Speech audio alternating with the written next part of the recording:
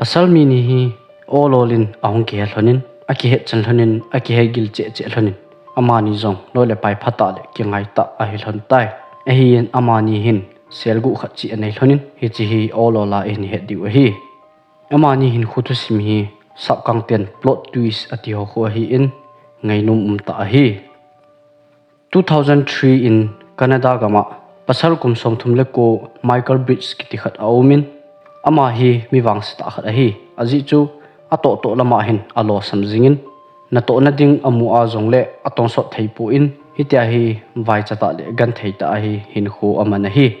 a hi ni khat hi ama hin wang phat te in professional hockey tournament a free ticket amu in amazon ke pa te in akachi e Michael hi Canada gam Brandon a cheng a hi in sumu na la nei lo na to na ding la nei lo adong manun ada tha chuting zong le loila pai tampi hi acha na hi hizin aman zong anhai sun ati in free a ticket amu professional hockey tournament a hin agachi e amazon hela hen ke pa te in agachi in hockey ki chim hi agavet hi hitia avatna wangsin hin khu kaman pe na free ticket kamu hi mi wang phata ka hi ti in akigelin hitia ato pe in pasal mer het lo khat hi akoma ahung to ve amazon hi ke pa te in Michael koma hin atowin hi chipa min hi brok a hi ama hin Michael za ke hi ka wang pha e helai tournament ve thei dinga hi free ticket kamu a hi ti na se e Michael in zong ake pa pi in ke in zong free in kamu e ti in amani hi akyaw thani Michael hi adomanun ada tha aloi le pai tampi achan hi zin hitia mer het lo hi jing zong le mi khat to ke pa ta akyaw hi no ma sa le zinge hiti hin amani zong akyaw thanin hockey ki chailam ge in zong Brokhin Michael hi apui in ne thei ho ane pi e Brokhin Michael za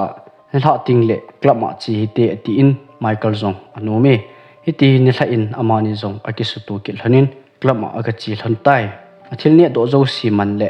zu adon na man thlan ho hi abonin Brokin api in chuting zong le club ma nu mai lam ho hi Brokin sum tampi api Michael hen aloi pa Brok hi ama banga agele hi in ahin agin cha helamin sum ananga le jing tai hiphanin ama hin alung thima hi Brok tabang hiding hi thanu ma hi ama ni zong hi tin ololin ahong ki vop thanin phat chom khari achi tai akingai le jing thanin ni khat hi Brokin Michael hi restaurant khan akimu pin ama ni zong in thil ana thani hi cha hin Brokin Michael za ke hin na to na ding khat kanei ji in Brandana hi ahong ki chonding hi ati Michael zong hi atha nom le jing na na ding insan ken na hol pi nangi ati in chule Brokin Michael za na to na ding zong ken ka hin hol pi ding hi ti in akyaw thani hi ti hin akyaw na than bangin Brok zong hi Brandana aki chonlunin Michael zong hi na ato na ding neu khat a hol pi e Michael in zong na to na ding ahin mu in ahin asumlo hi tamlo a hi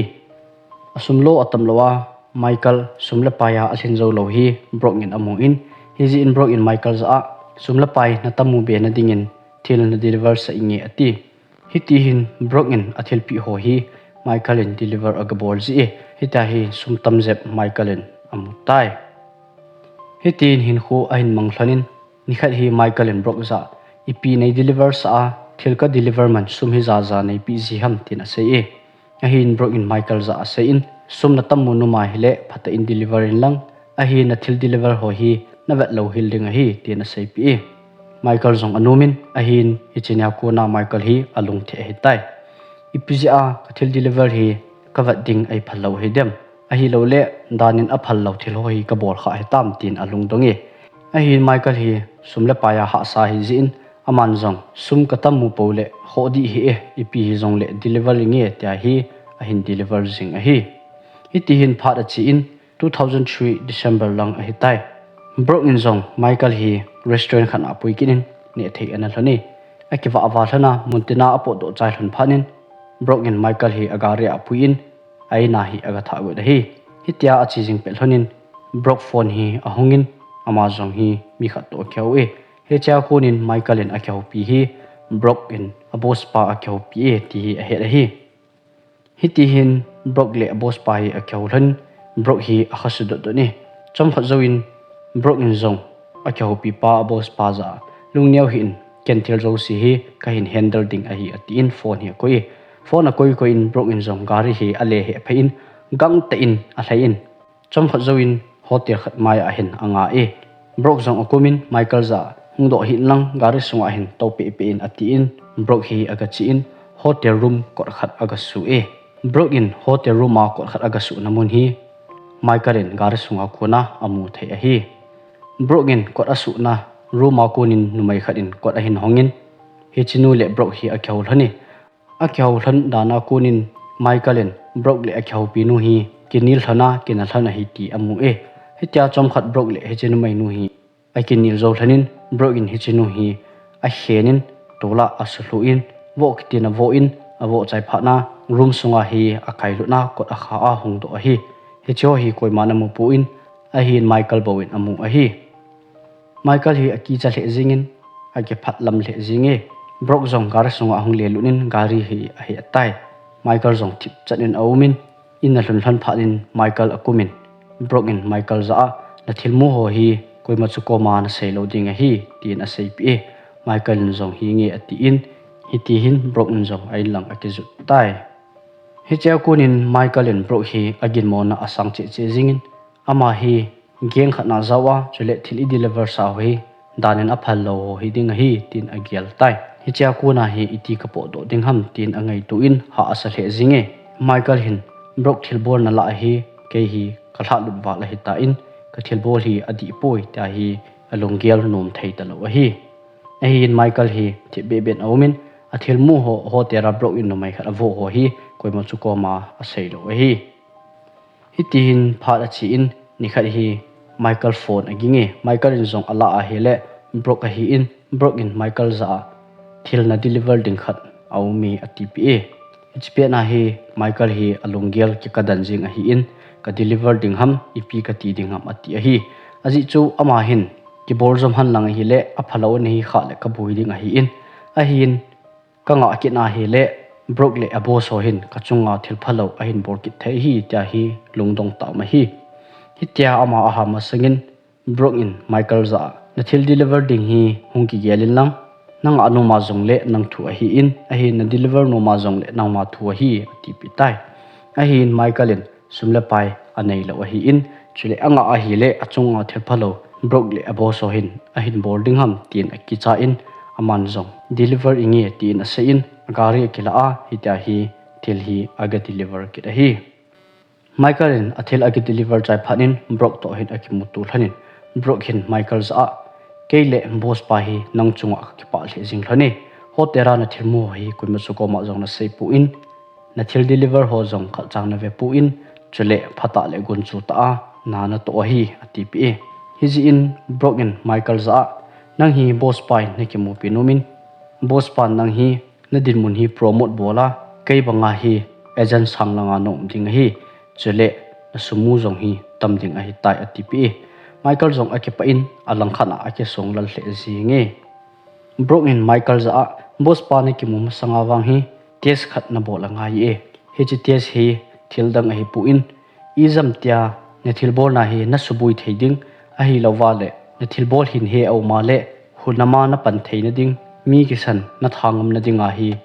na pan zo ding hinam hi chi proof hi na hin mur shooting labo boss pa to ne ki mu tu hlan ding a hi tina sei pi hi tin Michael zong akingai tu in masanga ain humandan ho hi brok za a sei pi ding ati tai aji chu ama hin hi chi ka seya hi le physical langa hi ready sa ka hi in mi voting han lang tha ding hi zong le ready san ka zinge ti hi boss pa le brok in a hin hel hlan ding hi ta hi ke zong kana to na hi promotion ka mu ding hi ta hi agia la hi hi phanin Michael in zong brok za masanga ahin humandan thu ase in hi chi ase se hin brok zong ati za le zinge hi phanin brok in zong Michael za aphai tu tia a hi le nang hin boss pa na ki mu pi the a hi in na fit a hi tai boss pa hin aphat sa hi le promotion na moding na sumlo zong tam ding a hi tai ati pi hi ti hin amani zong aki khan ki hlanin phat a chi chi Michael in boss pa aki mu pi ding ni ho hi a hlungin ama zong aki gungin hotel khat lang hi azune helai mon a hin brok in ananga in amani zong ke pa te in room khat azon hlan tai brok in room khat hi ahongin alut hlani Michael in koima am pu in hoi chi ham boss atya hele brok in boss pan koima anga ngai pun ni zon bospa inga hlonding a hi ate tai hitin amani zong chom hat atol hanin hilaya hen brok in Michael za restaurant a thilnei sepi hi avelin nei sepi kinin azi chu bospa hong ting le hitai na seiding hin nang dinga zong hi ke practice na hi thau a hi atipi hi phanin Michael in zong brok za athil sei hi avelin kichi te in asei tai kumni masang hin Michael hin sumle pai ana nei in na to na zong hi hoi ta ta na nei hi hin ama a hin khu hi wangsit na hlung ti ding a hi in ana to na zong atong zom thei ta pu in sumle pai zong hi aha sa in chule na to na ding dang zong hi amo thei pu hi phanin ama zong sumle pai na ha che che jingin ho zong a ho le jingin zuwa zong hi lo pa hi phanin adomanu urine kor nei hin khanding ate tai a hin Michael hian num pu in alung hang le jinge Michael hi alung hangin ipi abol wangin adong manu irin hin Michael hi akhan thau thui hi phanin Michael zong aki team zo tapu in adong manu irin hi avo in alol ame pi in bathroom a kailunin hi ta hi bat tap sunga tuil a aphum luna atha a hi ji thu Michael in brok koma asaina ji hi mi ana tha kha sa hi in mi tha zong hi kho asa lo thu asai hi tutia hi le brok le apos pa hin a hin promote landing asum lo zong tamding tia hi Michaelin athil bor zo si hi brok za asai a hi Michaelin thil zo si asai chai phanin om na room thon ko hem ki su brok in zong boss pa hong tai na ready tam ati Michaelin zong hi ngi ati in hiti hin brok in ko hi a honge brok in ko a hon hin Michael zong ati za le jing tai aji chu a hin khu achi sa thali sung hi zongan ata khat changlo fake ngan a hi professional tournament hockey a free ticket amu zong hi fake a hi in ti chu brok in ama akimu pi theina dinga hi plan ana good a hi bove chule athil deliver ho zong hi thildang hi point ne thei mai mai a hi in brok in hotel khana numai avo nu zong hi avo ta ta hi point acting abol hana chule brok zong hi amin brok a hi pu in ama hi khoidang hi lo police officer khat hi brok in kot ahona ahung lut ho hi koidang hello police ho hi in Michael mandenga hi hung o hi aji chu Michael hin kumni masanga adomanu irin korni hi anatha a hi in hi chi khol do na dinga hi police ho hin plan anangai tu wa brok hi aman cha wa Michael in athil bolo aphun do na thei dinga hi plan angai tu a hi Michael in hotera avela brok za a athil bol asai pe na hin hotera hi agu a video record hi in Michael to say zo si ki record su ke a hi hecha kunin police hon Michael hi aman tau ve Michael hi police station a phuyun adomanu thana chunga hi keman a hi police hon adomanu avuina mun adongun Michael in zong asai adomanu hi symmetria midang thlan chung khana hi avui a hi amir se le jingin police hon irin korni ta sa hi ala doun phatain mondanga avuyun a hi hiti hin Michael Bridge thu hi ko in sein omin ama hi ko din damsunga sungkur tangdingin athu atantai ole video akchai tai